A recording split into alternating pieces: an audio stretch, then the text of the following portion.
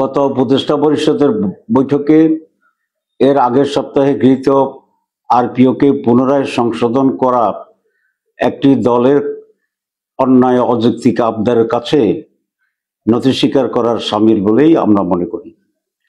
এই সরকারের বিভিন্ন কর্মকাণ্ড অতীতেও একটি বিশেষ দলের প্রতি আনুগত্যের বহিঃপ্রকাশ ঘটেছিল।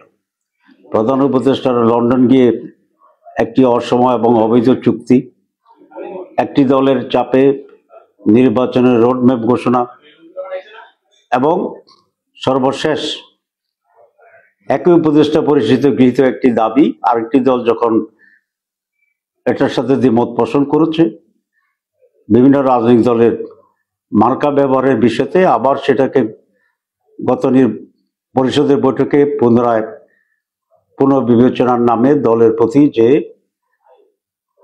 আনুগত্য প্রকাশ করেছে সরকার, নিঃসন্দেহে এই সরকারের নিরপেক্ষতা ক্ষুণ্ণ হয়েছে। আমরা এই সিদ্ধান্তকে মানি না এবং এই সিদ্ধান্তের গ্রহণের নিন্দা জানাচ্ছি।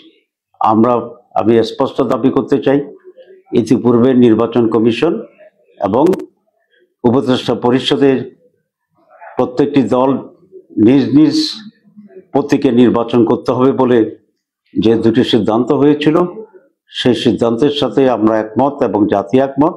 আমরা গত পরিষদের বৈঠকে গৃহীত সেই সিদ্ধান্তকে আবার পুনর্বিবেচনার জন্য অনুরোধ জানাচ্ছি, অন্যথায় এর বিরুদ্ধে রাজপথে প্রতিবাদ হবে।